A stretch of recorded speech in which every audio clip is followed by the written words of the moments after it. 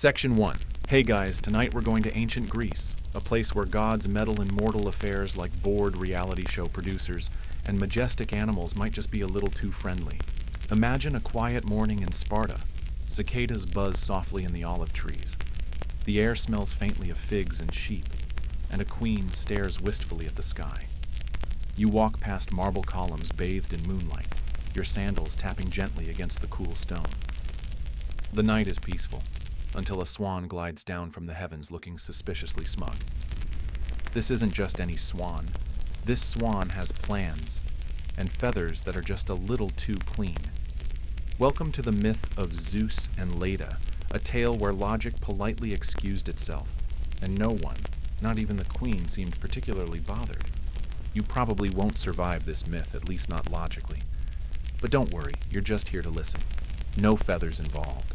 So, before you get comfortable, take a moment to like the video and subscribe, but only if you genuinely enjoy what I do here. And let me know where you're listening from and what time it is. I love seeing how far this sleepy little history club stretches. Now, dim the lights, maybe turn on a fan for that soft background hum, and let's ease into tonight's journey together. You begin not on Olympus, but in the human world, dusty, sunlit, and very much concerned with alliances, trade routes, and overly dramatic family politics. You walk through the outer courtyard of Sparta's palace, where you hear the slow rhythm of a loom, the gentle mutterings of a servant, and the faint creak of sandals. It's early, too early for drama, but that's never stopped the gods before. Queen Leda is already awake, reclining on a low couch beside a small tray of dates and almonds. Her long black hair is woven into a braid thick as rope, and she's thumbing through a scroll, some poetry by Sappho perhaps, or a local bard trying to woo the royal court with metaphors about olives and heartbreak. She's clever, patient, and far too elegant to roll her eyes every time Zeus interferes in mortal lives. But she probably should. Somewhere high above her, Olympus yawns. The gods aren't particularly early risers, except maybe Athena, who keeps a strict planner. Zeus, however, has no need for plans. He has impulse, shape-shifting, and an ego the size of the Aegean Sea. This story begins, as many do, with Zeus being bored. Now, according to some ancient texts, well, texts is generous, more like gossipy pottery fragments. Zeus spotted Leda during one of his meandering flights across the mortal world. He was smitten. Whether it was her grace, her intelligence, or just the way she could make a toga look like high fashion, we'll never know. Historians still argue whether Zeus targeted her for love, power, or simply the novelty of the chase. So naturally he turned into a swan. Not a lion, not a handsome shepherd, a swan. There's debate about the inspiration for this form. Some say it was a poetic gesture, swans being symbols of purity and grace. Others suspect he just liked the challenge. After all, turning into a seductive bird is unconventional, to say the least. But Greek gods are known less for subtlety and more for spectacle. And here's where things start getting oddly tranquil. You sit beside Leda as she walks by the river Eurotas, toes brushing the wet grass. The sun is gold and kind, the water slow and glassy. A soft breeze lifts her veil. Then, like a scene from a very niche romantic novella, a brilliant white swan descends from the sky, wings outstretched, gliding low with eerie elegance. Leda pauses. Now, a normal person might say, "That's strange. A bird just landed unnaturally close to me." But this is mythology. People in togas accept a lot without blinking.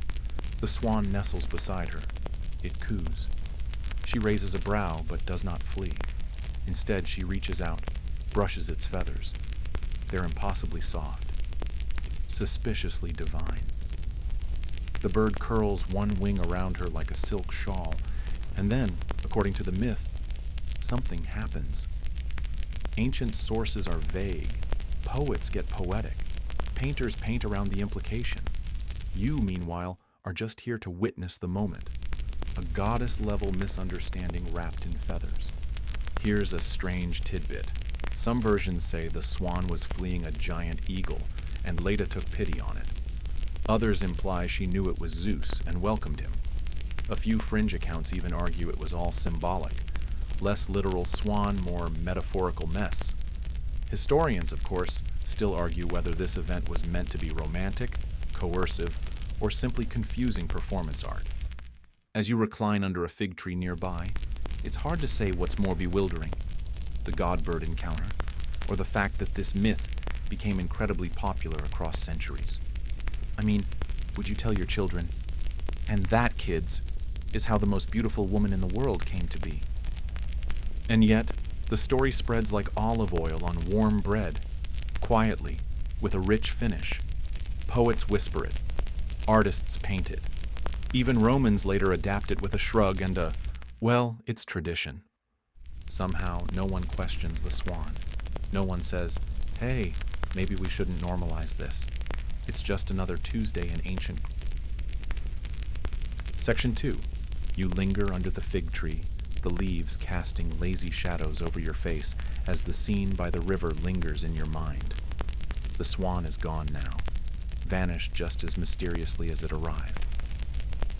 Leda is left smoothing her robe, collecting herself, and looking only mildly perturbed, as if being embraced by a large waterfowl were simply part of her royal duties. The palace returns to its usual rhythm. Servants bustle quietly. Musicians tune their lyres in the courtyard. Someone down the hall is arguing about grain taxes, and somewhere out in the hills, a goat is very loudly not cooperating with its shepherd. Back on Olympus, Zeus resumes his typical godly posture. Thunderbolt in one hand, smug grin on his face. It's unclear whether he tells anyone what he's done. Given Zeus's record, the other gods probably didn't ask. This isn't his first animal-themed escapade, nor his last. Meanwhile, Leda goes about her day. She doesn't mention the swan. Not to her handmaidens, not to her husband, not to the high priest of Apollo who stops by with incense and vague warnings about dreams. Whether she's in shock or simply unwilling to admit she got tangled up with a bird-shaped god, we'll never know. Now, let's pause a moment to appreciate how this one bizarre encounter snowballs into epic proportions. Because Leda, dear listeners, isn't just any queen. She's married to Tyndareus, the king of Sparta, and her children will eventually light the match that sparks the Trojan War. And yes, children, plural. Here's where mythology does that thing again. You know, where it shuffles logic like a deck of wet playing cards. That same night, Leda is said to sleep with her husband. Yes, that same night. Which means when she later lays not one but 2 eggs, because sure, let's just add eggs to the equation. It becomes anyone's guess who fathered what. The eggs hatch into 4 famous offspring. Helen, yes, that Helen, Clytemnestra, and the twins Castor and Pollux. Some stories say Helen and Pollux are the divine ones, Zeus's kids, while Clytemnestra and Castor are mortal, born of Tyndareus. Other accounts flip it. Historians still argue whether this birth chart was meant to make any sense, or if the Greeks just liked leaving things open-ended. You watch as the eggs are nestled into a woven basket, hidden in the palace gardens. Leda checks on them daily, perhaps humming softly, perhaps wondering how her life got here. One egg jiggles, a crack, a whisper of downy fluff. And then, boom, future face of war emerges with all the serenity of a newborn chick destined for world-altering beauty. Quirky tidbit.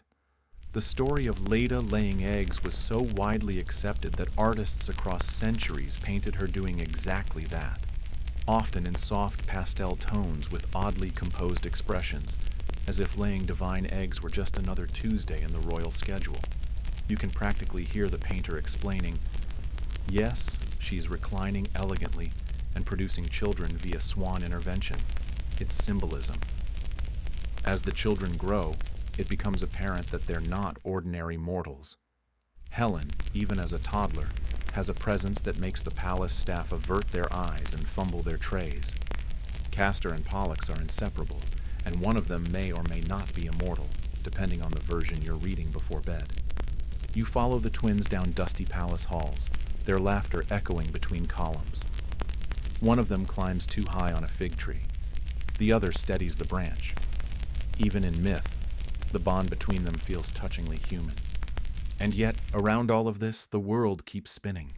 Trade ships arrive bearing purple dye and olive oil. Distant battles are won and lost. Priests burn cedarwood and whisper omens. And the gods? The gods keep meddling. Zeus, for his part, doesn't revisit Leda. At least, not in this myth.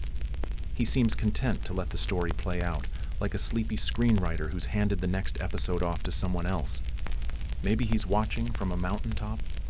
Maybe he's already planning his next transformation into a bull, or a cloud, or a particularly attractive column of mist.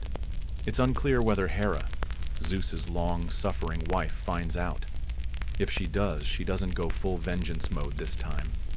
Perhaps she's too tired, or perhaps even she can't make sense of the Swan. You, meanwhile, drift deeper into the marble corridors of Leda's world. There's something strangely peaceful about it all. The way people accept the absurd, fold it into their daily lives, and keep going. As if logic were a guest they once invited for dinner but who never showed up. The eggs, now empty, are stored in the temple vault. Relics of a divine encounter no one talks about in public, but everyone definitely speculates about behind fan-folded hands. And Leda? She returns to her poetry scrolls, pours herself a cup of honeyed wine, and raises an eyebrow at the heavens. No one questioned the Swan, but maybe she should have. Section 3. The twins grow fast. Not just in height, but in presence. Wherever Castor and Pollux go, they leave behind a wake of whispers. Servants murmuring about strange lights in the nursery at night. A nursemaid claiming one of the boys spoke in full sentences before his first birthday. A kitchen boy insisting he saw a lion curl up at their feet like a tame cat. You follow the brothers through the palace grounds. Pollux, the quieter one, watches the stars. Castor sharpens a wooden spear. They move as one, always together, as though tethered by something older than blood. And when they laugh, even the gods seem to pause for a moment and listen. Their mother, Leda, has learned to smile through confusion. She doesn't speak of the eggs anymore. Not in front of the children, not to her husband. Though sometimes in the quiet of the garden, you catch her gazing into the pond, where swans still glide silently, unbothered by the weight of divine scandal. Meanwhile, Helen begins to cause a different kind of stir.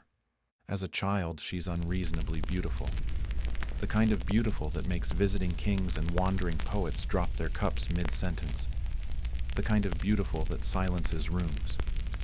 One day, she walks through the market square and the fishmonger hands her an entire basket of oysters, forgetting to charge her. She thanks him in a sing-song voice and keeps walking, unaware that she's accidentally upended 2 marriage proposals and a minor trade deal.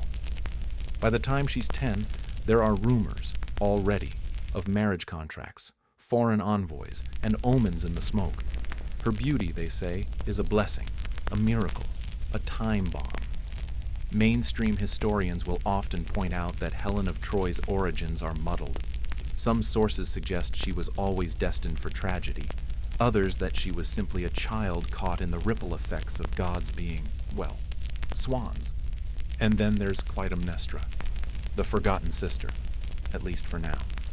Strong, sharp-eyed, and perpetually 2 steps behind Helen's golden glow. You watch her in the shadows, learning how the palace works, when to speak, when to remain silent. She studies the guards during drills. She memorizes the queen's private exits. Her beauty is quieter, less divine, more steel. Quirky tidbit. One later Greek playwright describes young Clytemnestra as having a talent for trap setting. It's not clear if he meant metaphorical traps or literal ones, but either way, it sets the tone. While the children grow, Sparta keeps spinning. Tyndareus hosts feasts for neighboring kings, hoping to appear both hospitable and intimidating. Grapevines are pruned, wars are narrowly avoided, and goats, again, refuse to cooperate. Still, no one forgets the strange start of these children, especially not the priests. One particularly nervous oracle insists that divine children should be tested. He recommends placing them near a sacred altar and watching their reactions. If the gods disapprove, he warns, their wrath could come as drought, or worse, paperwork. Tyndareus wisely ignores this, but the idea lingers like incense smoke in the palace halls. Historians still argue whether this myth was meant to explain the twins' later heroics, or just a convenient way to add sparkle to the family lineage. Either way, they grow into precisely the kind of boys who climb rooftops on windy days and come back with wild stories about thunder, lions, and how they almost met Apollo. It's not long before Castor becomes known for his horse taming. He can calm even the most unruly colt with a whistle and a piece of honey-soaked fig. Pollux, meanwhile, shows promise as a boxer. A gentle one, mind you. He only knocks out people who really deserve it. As the boys train, their bond strengthens. They speak in a language of looks, of unfinished sentences, and though one is mortal and the other divine, again, scholars are still arguing who's which. They never seem to dwell on it. Instead, they laugh, loudly, often, as if the gods couldn't touch them if they stayed together. You find yourself at a hillside above Sparta, watching the twins race their horses, Helen braiding flowers into her hair, Clytemnestra silently tracing battle formations into the dirt. It's a strange, golden childhood. You get the sense it won't last. Back in Olympus, Zeus watches all this unfold with the faint satisfaction of someone who pressed a button, walked away, and came back to find the machine humming along just fine. He doesn't interfere. Not yet. Maybe he's distracted. Maybe he's busy being a cloud. Still, the myth is building momentum, like a chariot picking up speed downhill. Each sibling plays their part. Helen, the jewel. Castor and Pollux, the heroes in training. Clytemnestra, the sharp-edged shadow. And somewhere in the background, the gods are watching, waiting, planning the next dramatic turn with the patience only immortality allows. You stretch out on a warm marble bench in the garden as night falls, the scent of lavender and roasted figs drifting through the air. Fireflies blink like lazy constellations. A servant lights a lantern. The world feels quiet, peaceful, suspiciously so. You know what they say about calm before storms.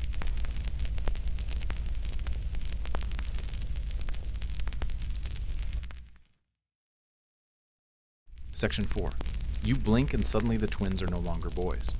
Now they're warriors, all grown up, all gleaming armor and dramatic wind-blown cloaks. Castor, with a scar on his chin from a wrestling match with a very angry boar. Pollux, still absurdly calm, even while bare-knuckle brawling a brigand for stealing temple wine. They ride like thunder over the hills of Sparta, and you swear the earth leans in to listen when they speak. They're not just princes anymore, they're heroes.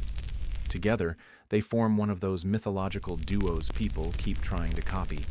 Achilles and Patroclus, Enkidu and Gilgamesh, Batman and Robin, though obviously the capes were more fashionable in ancient Greece.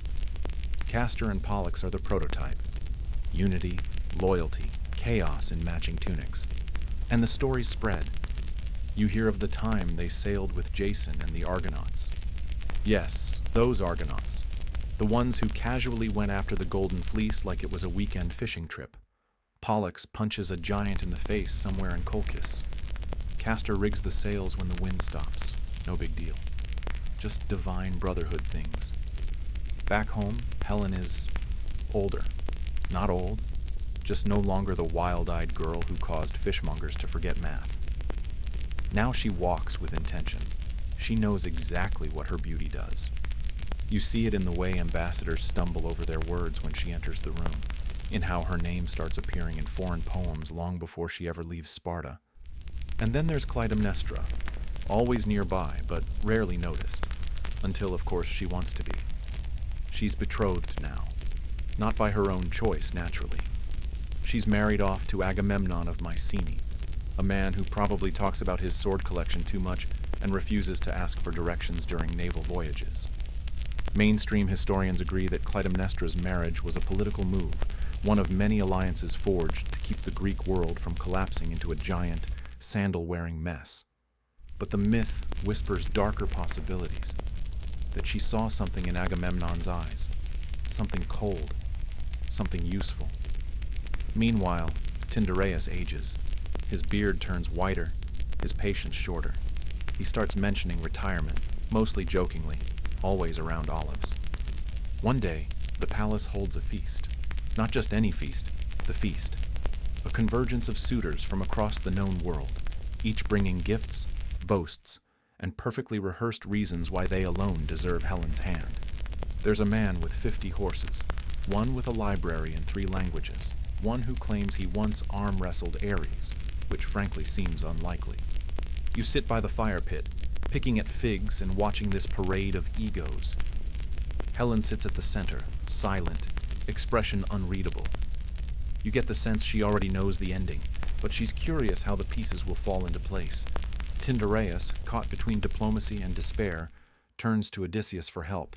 Yes, that Odysseus. He's not famous yet.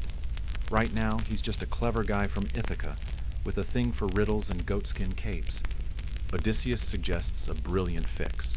All the suitors must swear an oath. Whoever Helen chooses, the rest must defend that union forever. Peacefully. No jealousy, no war, no stabbing each other in the foot under the table. Historians still argue whether this oath of Tyndareus was a real diplomatic practice, or just the earliest example of a prenup wrapped in peer pressure. Either way, it works. For now. Helen chooses Menelaus. A fine warrior, solid beard, probably less insufferable than most. The others pretend to be gracious, though you spot 1 or 2 cracking walnuts a little too aggressively. Quirky fact. One legend claims Helen didn't actually choose Menelaus. She was bribed with the promise of a golden dog, once owned by Artemis. Whether that's poetic symbolism or just a very good dog, no one's sure. So now you have Clytemnestra married off to Agamemnon in grim silence. Helen betrothed to Menelaus, half-glowing. Castor and Pollux riding off on hero quests, occasionally dropping by for mead and hugs. And then, just when you think the myth might settle into a gentle retirement montage, enter Paris, not the city, the Trojan prince.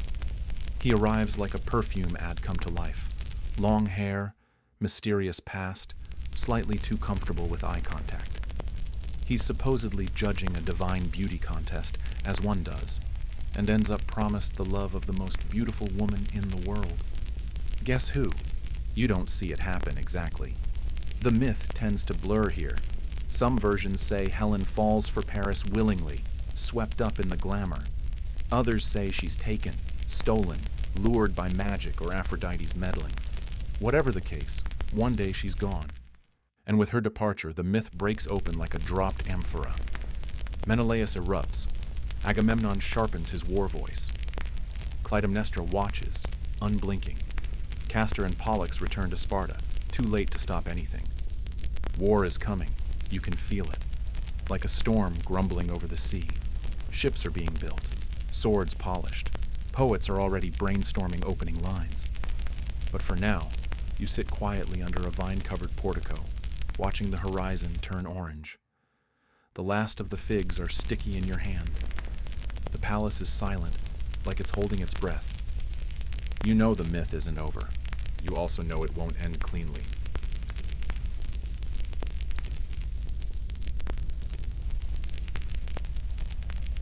Section 5. You wake to the sound of hooves. Many, many hooves. The courtyard is swarming with men in armor, bronze glinting in the sunlight, standards flapping lazily in the morning breeze, and somewhere someone is trying to sing a war chant too early in the day. You squint out from behind a curtain of ivy and realize what's happening. Sparta is becoming a staging ground. Menelaus has summoned the oath-bound suitors, the very ones who once smiled and toasted and said, "Oh yes, we totally support your marriage." Well, now it's time to prove it. Helen is gone and Paris of Troy has her. The oath is invoked, and suddenly all these kings and heroes are contractually obligated to show up with swords and dramatically slow walking. You recognize many of them. There's Diomedes of Argos, tall, polite, probably keeps bees in his downtime. There's Ajax the Greater, built like a barn door. Nestor of Pylos shows up too, old and wise and already telling the same story about how things were better in his day. And of course, there's Odysseus. still clever, still rolling his eyes at the more theatrical speeches. The Trojan War begins not with a battle, but with inventory. Boats are counted, supplies tallied, sacrifices made. The gods are petitioned, loudly. You watch a priest wave around a goat and mutter something about favorable winds. Castor and Pollux aren't there. Not yet. Why? Well, that part's tricky. Mainstream scholars note that Castor and Pollux aren't always included in every version of the war's early days. Some texts mention them leading cavalry divisions, others leave them out entirely. Historians still argue whether this was a scribal omission, a regional variation, or just bad PR. In our version, they're delayed, on a side quest, doing something absolutely ridiculous. You catch up with them outside Corinth, halfway up a mountain, trying to retrieve a cursed bridle from a nymph who only speaks in riddles. You don't ask. They look tired, and Pollux has twigs in his hair. They arrive in Sparta just as the fleet is departing. They don't say much, just nod to Menelaus, tighten their belts, and board the ship. It's clear they're not here for diplomacy. They're here because Helen is their sister, and war is the only love letter the Greeks know how to write. On the voyage, there are storms. Naturally, one in particular nearly destroys the fleet. Lightning cracks over the sea like angry punctuation. Waves crash so high you can see fish blinking in midair. A few ships sink. Others go wildly off course and end up in Sicily, confused and badly sunburned. It's during this storm that something strange happens. Castor is swept overboard. Pollux dives in after him despite the crew screaming that it's suicide. The ocean devours them both. Foamy jaws, cold hands, no mercy. You think it's the end. It should be, but then the sky goes quiet. The storm pauses, like it forgot what it was saying, and out of nowhere 2 stars appear above the mast. Twin lights, unmoving. The sea calms. The ship rights itself, and Castor and Pollux are back, soaked, shivering, but very much alive. You ask how. They shrug. Maybe Dad sent a rescue swan, Castor says, and Pollux coughs up seawater in agreement. That's the first time you hear sailors whispering about the Dioscuri, the starry twins, protectors of travelers and seafarers. In time, temples will rise in their honor. Offerings will be left by sailors desperate to avoid Poseidon's mood swings. Even modern scholars admit twin stars often appear in ancient maritime art, linked with luck and guidance. The myth is evolving even while you live it. Back on land, the war finally begins. You're not on the front lines, thankfully. You're at the back, near the cook fires and gossip. But even from there, you can feel the tension, the weight of prophecies, the edge of glory. The Greeks build a camp the size of a small city, complete with blacksmiths, doctors, and that one guy who insists on playing the lyre at 3 a.m. Castor and Pollux don't immediately join the main fight. Instead, they run scouting missions, ambush supply lines, occasionally rescue wayward Mycenaeans who wandered too close to Trojan sentries. They're good at it, too good. There's a rumor, spreading like olive oil on tunics, that the twins can't die. That if one falls, the other simply finds a way to bring him back. It's not entirely true, because then, just like that, it happens. Castor is struck down during a skirmish. A clean blow, sword to ribs, the kind of hit you don't come back from. Pollux finds him too late. Castor's not breathing. The camp is quiet that night. You sit near the fire, unsure if you should speak. Pollux doesn't cry. He just stares at the flames and says, "I should have been the mortal one." Because here's the thing. Only Castor was ever fated to die. Pollux, divine blood and all, is immortal. He's been carrying that truth like a pebble in his sandal, and now it presses harder than ever. Later, in the darkness, he wanders off. He climbs a hill. The stars are clear, and you hear him make an offer. To Zeus, to Olympus, to fate itself. Take me too, or take half of me. Just don't let him stay gone. And something listens. In most versions of the myth, Zeus agrees. The brothers are allowed to share Pollux's immortality. One day in Olympus, the next in the underworld, alternating forever. A cosmic timeshare. tragic, and oddly touching. You wonder if it hurts splitting your soul like that. You wonder if it's worth it. But when you see Castor standing again, alive, pale, slightly confused, holding a fig like it's the strangest thing he's ever seen, you know the answer. Yes, always yes. Section 6, the war limps forward. It's not as glorious as the songs promise. There's a lot of mud, and shouting and confusion about whose helmet goes with which armor set. You lose track of the days. Some say it's been 9 years, others say it's barely 1. Time apparently has also fled the battlefield. Still, Castor and Pollux remain, shadowing the fringes of the epic, occasionally stepping in with quiet efficiency. They never boast, never charge with the thunder of Achilles or toss spears like Ajax. They're quieter than that, but they don't miss. You start hearing new stories. That Castor can ride a horse down a cliff without breaking stride. That Pollux once knocked a man out cold using only a plucked fig in his left sandal. None of it seems likely, and yet you've seen enough by now to know that unlikely in Greek myth just means Tuesday. Their bond, however, is the real legend. They rarely speak aloud in battle anymore, just nods, looks. You once watched them coordinate an ambush using only eyebrow raises. It would be funny if it weren't so oddly touching. There's a moment, brief, easy to miss, where you see them sitting by the sea, backs to the sunset, passing a wineskin between them. Castor says nothing, just hums. Pollux answers with a low whistle. And you know that this silence is sacred. The war rages just over the ridge, but here they are boys again, brothers, undamaged, if only for an hour. Meanwhile, the rest of Greece begins to unravel. Agamemnon has offended Achilles, something about a slave girl and the exact level of insult. Achilles sulks, Patroclus schemes, the Trojans press forward. Hector becomes a name you hear whispered with both fear and grudging admiration. Even you, sleep-deprived and overfed on barley stew, can sense that the end is near. But the twins? They never make it to the very end of the war. In some versions, they disappear before the Trojan horse is even built. In others, they die again, or fade, just as Helen is recovered. Scholars still argue whether the Dioscuri truly participated in the sack of Troy, or if their mythic arc simply refused to fit the tight narrative of Homer's Iliad. You remember the day they leave. No grand farewell, no blazing chariot or divine thunderclap. Just a quiet morning. Pollux is already dressed, polishing a shield. Castor ties his sandals with a slow, almost lazy rhythm. Where are you going, you ask? Pollux shrugs. North. Castor grins. South. They walk away in opposite directions, and neither looks back. Later, when you ask around, no one else seems to have seen them leave. A soldier suggests they were a dream. A bard swears they became stars. A priest mutters that no mortal should ask questions with answers that big. But you remember. You remember their boots crunching the sand. You remember Pollux turning slightly, just enough to say, "Take care of the horses." And just like that, they are gone.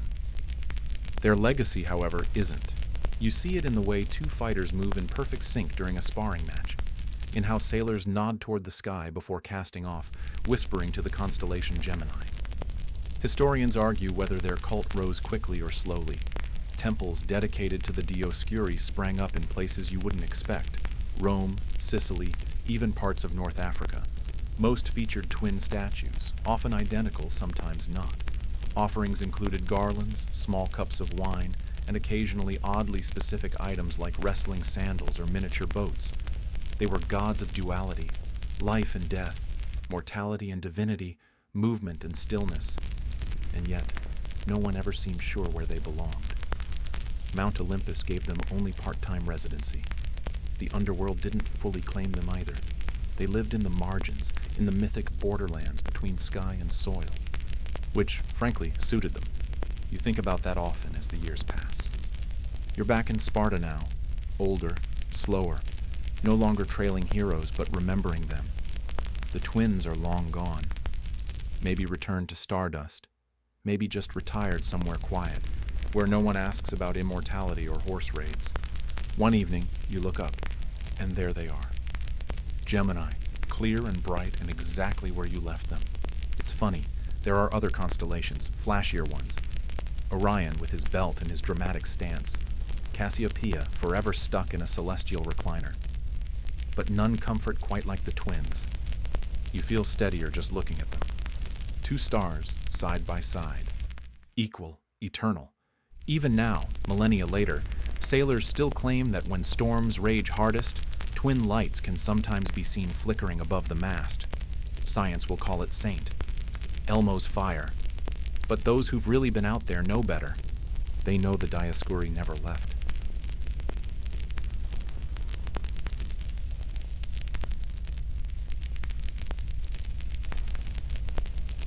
Section 7. You drift inland. The war has ended, or at least paused long enough for storytellers to catch their breath.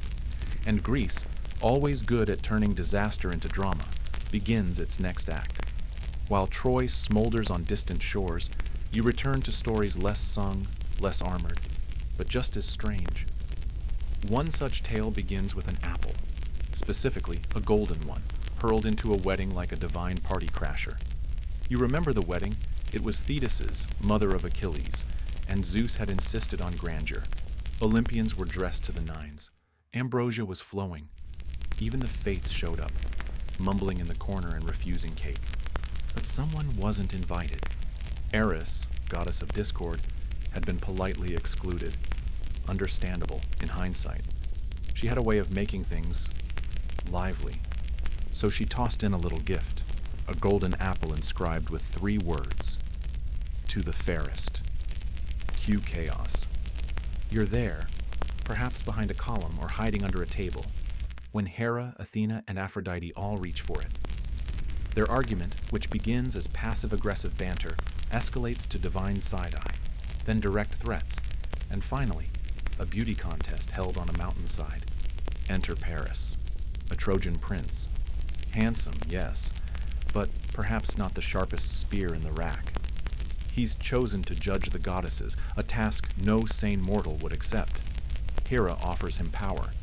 Athena promises wisdom and victory in battle. Aphrodite simply leans in and whispers, "I'll give you the most beautiful woman in the world." Paris, as many do, chooses lust over logic. The beautiful woman in question? Helen, already married, to Menelaus, a Spartan king. And thus, the war begins, not with strategy or statecraft, but with a garden-variety romantic blunder. Historians still debate how much of the story was metaphor, myth, or early Greek propaganda. Was Helen truly stolen? Did she elope? Was the whole apple-throwing episode a later addition to dramatize political tensions? You shrug. All you remember is the sheer drama of it. But what about the twins? Ah, yes, Castor and Pollux. See, Helen wasn't just a prize. She was family. Sister to the Dioscuri, though the family tree is as tangled as Medusa's hair. Depending on the version, the twins are either full siblings or half-brothers. Some say all 3 were born from eggs, laid by Leda after her unusual encounter with Zeus the Swan. Others claim Helen alone was hatched, and the twins came later, courtesy of a very confused mortal timeline. It gets weirder. You sit in a temple courtyard as a priest explains that in some traditions, Castor and Pollux shared different fathers. Castor from Tyndareus, the Spartan king, and Pollux from Zeus. One mortal, one divine. A mixed set, which naturally raises the question, if one twin is immortal and the other is not, what happens when the mortal one dies? And here we reach the heart of the myth. Because Castor does die, not in the Trojan War, not even in battle with foreign foes. No, his death comes from a more personal squabble, one involving cousins, women, and horses.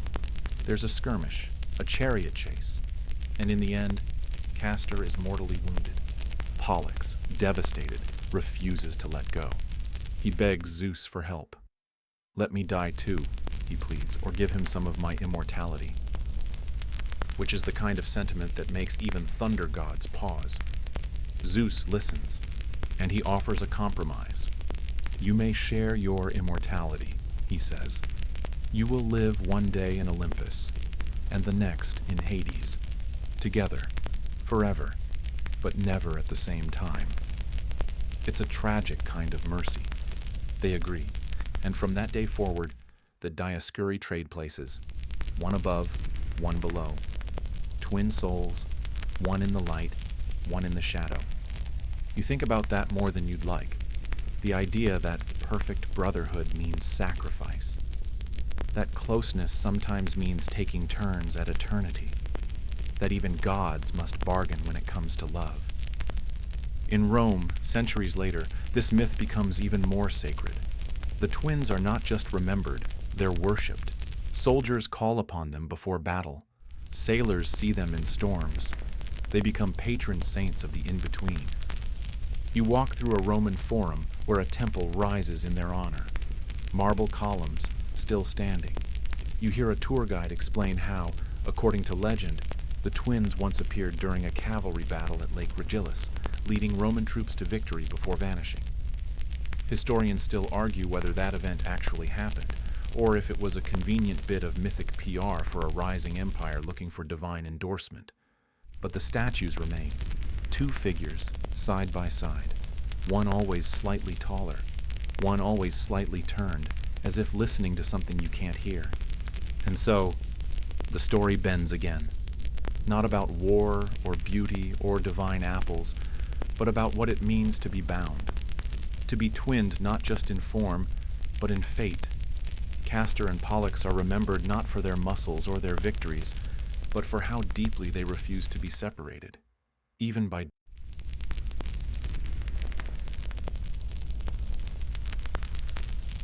Section 8.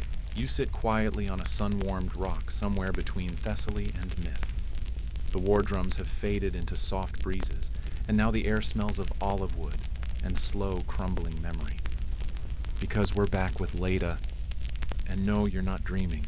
She's still got swan feathers in her hair and that slightly dazed expression of someone who just realized their children might not all be from the same dimension. Leda, Queen of Sparta, has become something of a reluctant icon. She didn't ask to be part of a divine prank. She didn't ask to lay eggs, and she certainly didn't expect her family to be the starting gun for an epic war that would haunt poets for millennia. Still, here we are.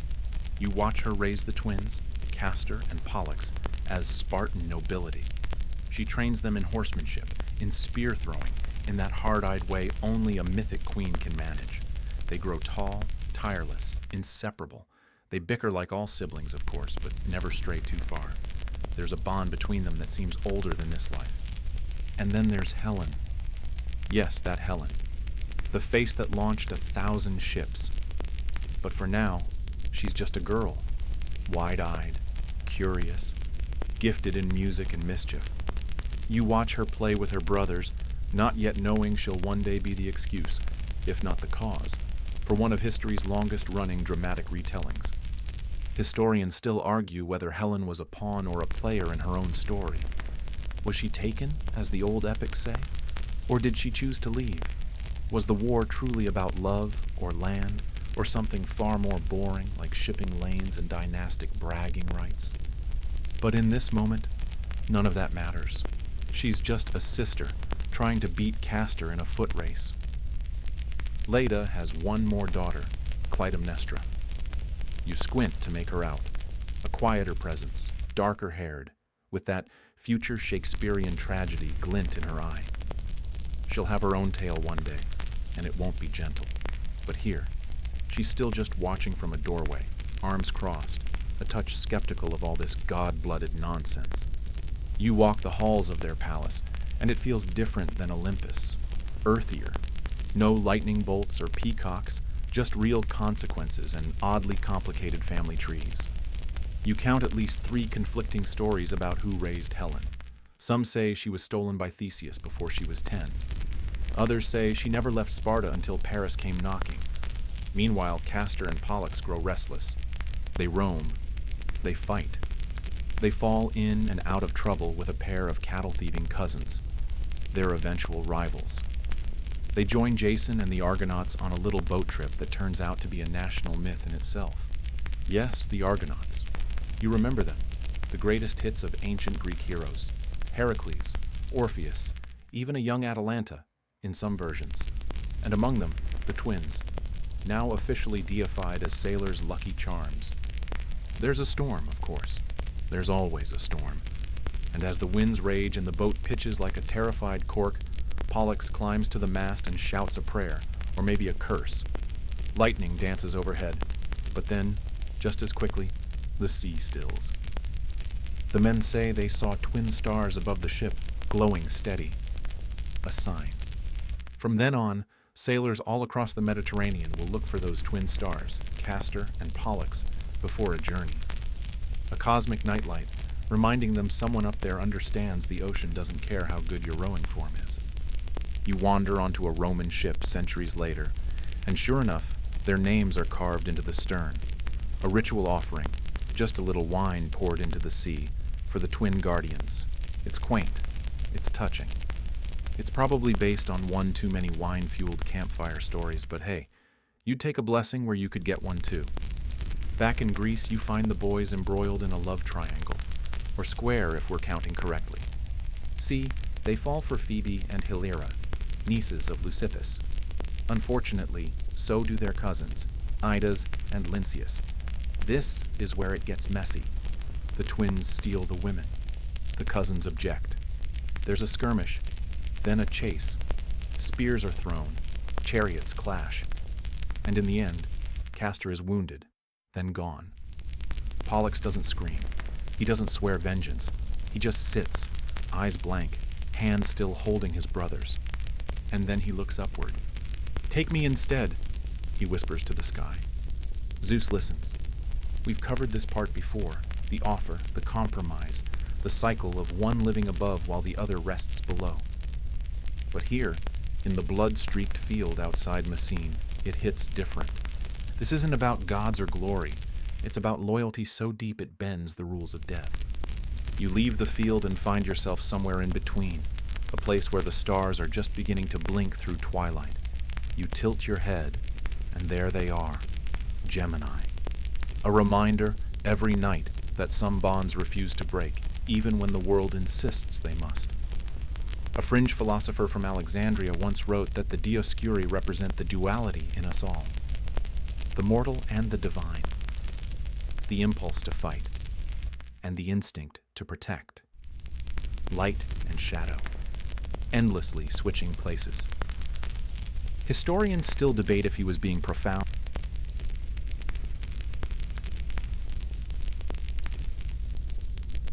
Section 9. The days drift on, and you're standing now in the winding streets of ancient Troy. The air is thick with the smell of roasted barley and sweat-polished bronze, and somewhere in the near distance, a lyre strums a wistful tune. Because it's time. Yes, that time. You watch as a guest arrives at Leda's palace in Sparta. He's charming, scented with foreign oils, and far too confident for someone who's about to rewrite history. His name is Paris, Prince of Troy, son of Priam.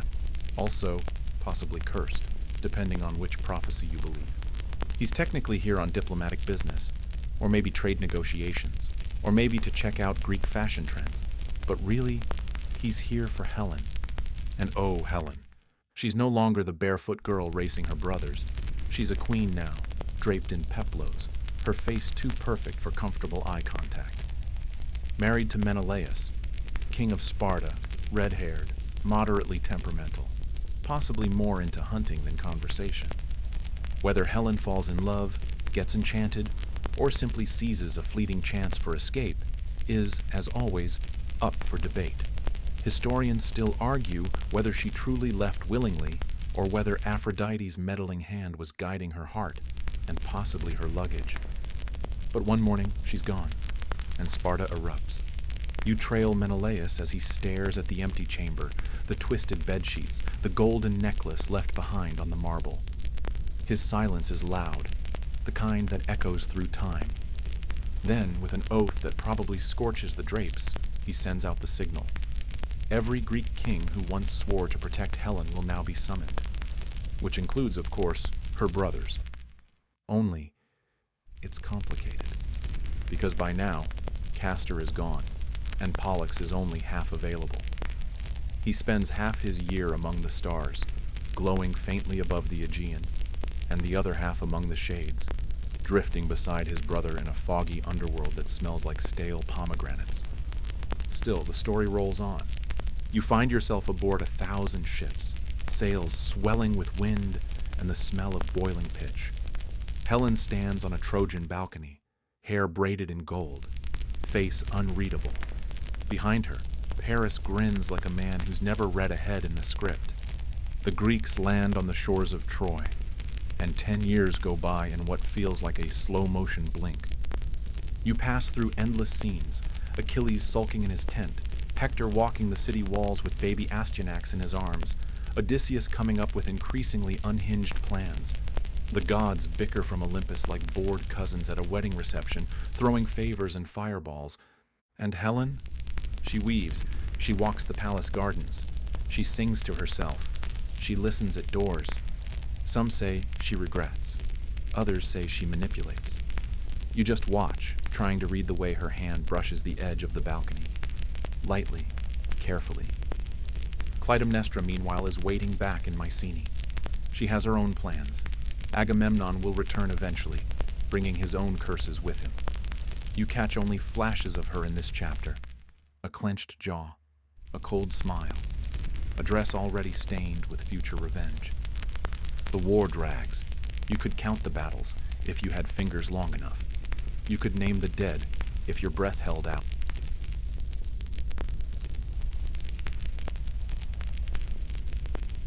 Section 10. The story slips forward, and now you find yourself back in the shadows of Mount Olympus, where the gods are no longer just amused observers, but players tangled in their own drama. You might expect these immortals to be aloof, detached, but no, they're stubborn, petty, and oddly relatable, like family members who never learn to apologize. Take Zeus, for instance, the original master of disguise, now forever known for turning into everything from a bull to a golden shower. But tonight, you're here to revisit his swan phase. Yes, the swan. This might seem absurd to modern ears, but in the world you're drifting through, it's par for the course. One evening, Zeus's eye falls on Leda, a queen famed for her beauty and sharp wit. He can't just walk up and say, "Hey, Leda, fancy a chat?" No, that would be too straightforward. Instead, he becomes a swan. Not just any swan, mind you, but an impressively large, snowy white one with the most elegantly curved neck you've ever imagined. You almost want to compliment his feathers. If you weren't so busy trying to piece together why this seems vaguely suspicious, Leda's reaction is a curious blend of hospitality and bewilderment. You imagine her offering the swan a comfortable perch by the fire, wondering if this feathered visitor is a portent or just a particularly persistent suitor. The story goes that from this unusual encounter, eggs were laid, literally, leading to the birth of Helen and her siblings. Talk about a family surprise. Historians still argue whether this myth symbolized divine intervention, or if it's a poetic metaphor for something more grounded, like alliances sealed by marriage or celestial omens interpreted by ancient storytellers. Meanwhile, you're left pondering how to explain this to a modern audience without raising too many eyebrows.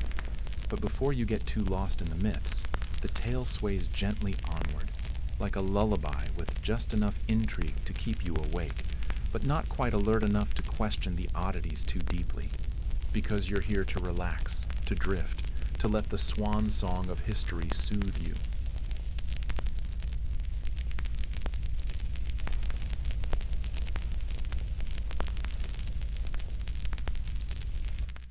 Section 11. As you settle into the story's rhythm, you find yourself in the bustling agora of Athens, a city humming with life and philosophical chatter. Here, daily routines blend seamlessly with the extraordinary tales of gods and heroes, as if both are part of the same long conversation echoing through marble columns. You watch as an elderly storyteller begins weaving a tale of Leda, the swan, and the miraculous birth that changed everything. It's not just myth here. It's part of the cultural fabric, a gentle reminder that even gods can be oddly human in their whims. The locals talk about the Helen problem, a phrase you didn't expect to hear in ancient Greece. You learn that Helen wasn't just a beautiful queen. She was a symbol of power, desire, and conflict. The story, retold in countless ways, sometimes emphasizes her agency, other times her victimhood. There's a playful sarcasm in how the Athenians poke fun at the gods' bizarre methods of matchmaking. You might be surprised to find that the egg motif from the Swan myth has curious parallels elsewhere, from Egyptian creation stories to the art of early Greek pottery.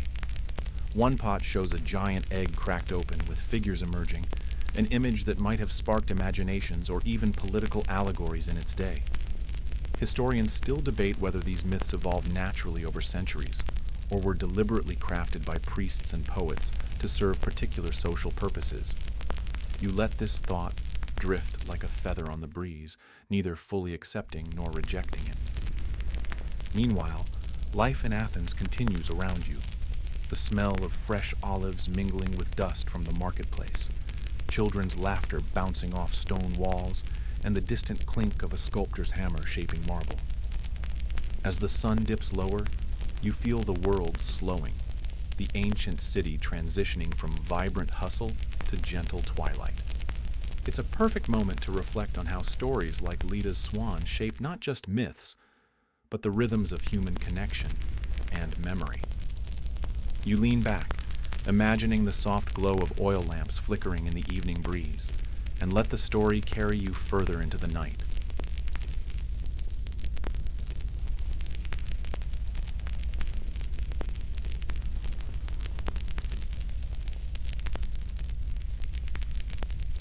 Section 12.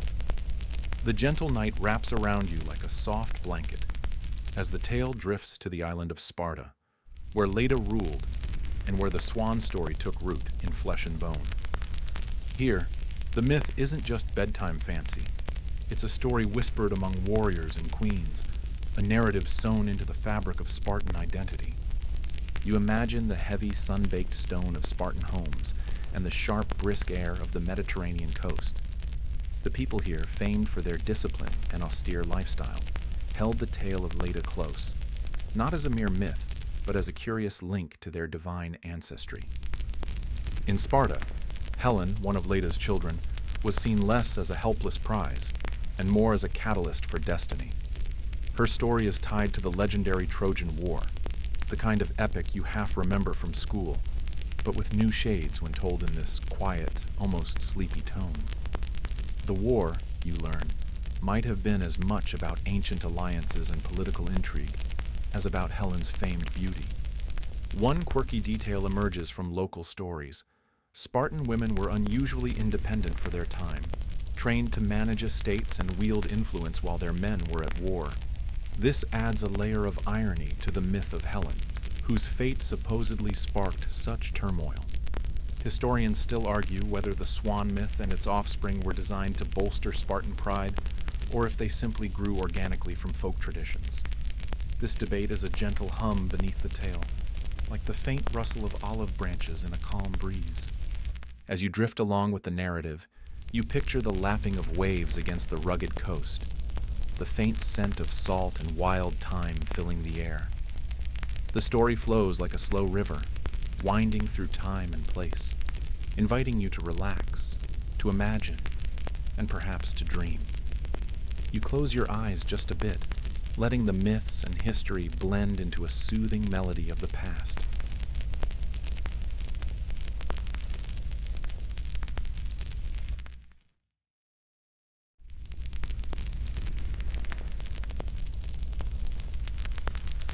Section 13.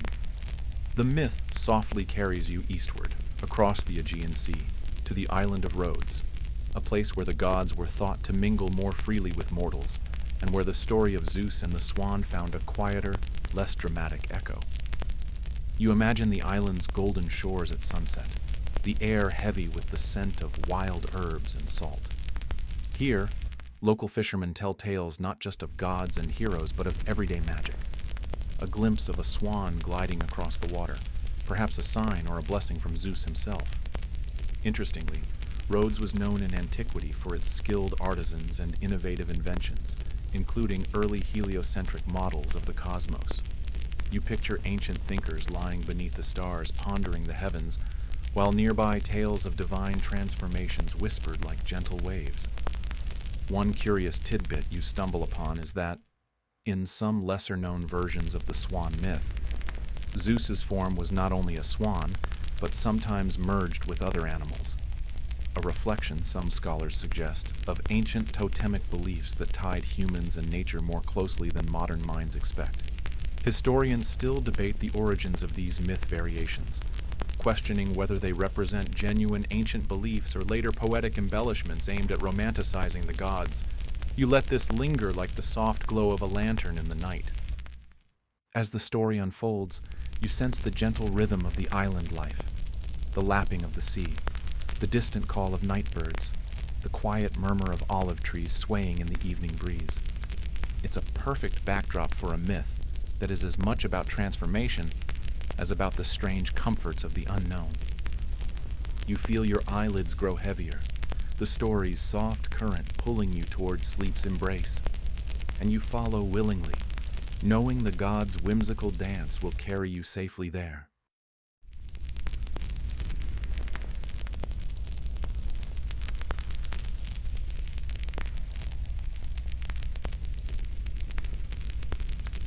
Section 14. The myth's tide pulls you now to the quiet gardens of ancient Alexandria, a city famed not just for its towering library, but for being a crossroads of cultures and ideas, where Greek myths mingled with Egyptian, Persian, and other ancient tales like threads in a vast tapestry. You picture the lush gardens, fragrant with jasmine and lotus, shaded by date palms, where scholars debate myths and philosophy over soft murmurs. Here, the story of Zeus as a swan was less about divine seduction and more about symbols of power, transformation, and mystery. One intriguing detail you discover is that in some Alexandrian interpretations, the swan was linked to the soul's journey and the music of the spheres, suggesting that Zeus's transformation could symbolize more than just physical disguise. It could represent the merging of mortal and divine, body and spirit. Historians still argue whether these mystical meanings were widespread or confined to the city's intellectual elite. Either way, it adds a layer of gentle complexity to the story, like a soft echo in a vast hall.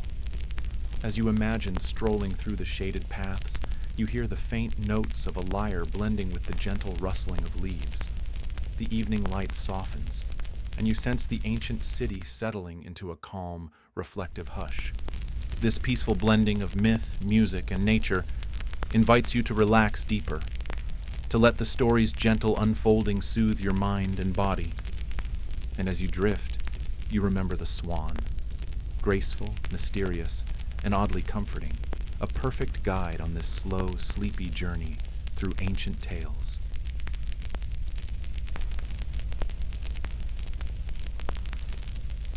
Section 15. The soft, final notes of the myth carry you to a quiet, star-studded night, where you reflect on the whole journey, the curious twists of Zeus's swan tale and the gentle ripples it left across history and culture.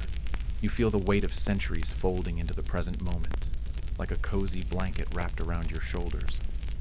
You recall how this strange, graceful swan connected gods and mortals, power and vulnerability, mystery and humor, and how, through all its odd shapes and quiet transformations, the story invites you to rest, to let go of the day's noise and drift into dreams.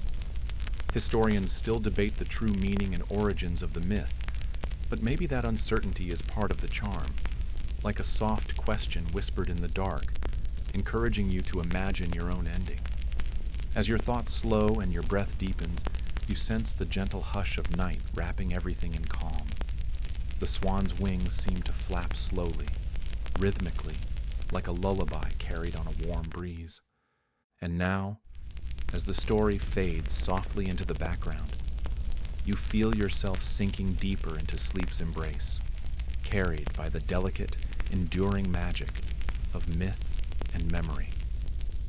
The soft glow of moonlight filters through your window as the ancient tale settles around you like a warm shawl.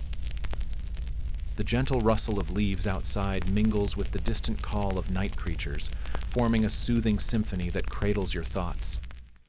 Let your mind drift slowly, floating between waking and dreaming, carried by the grace of that elegant swan.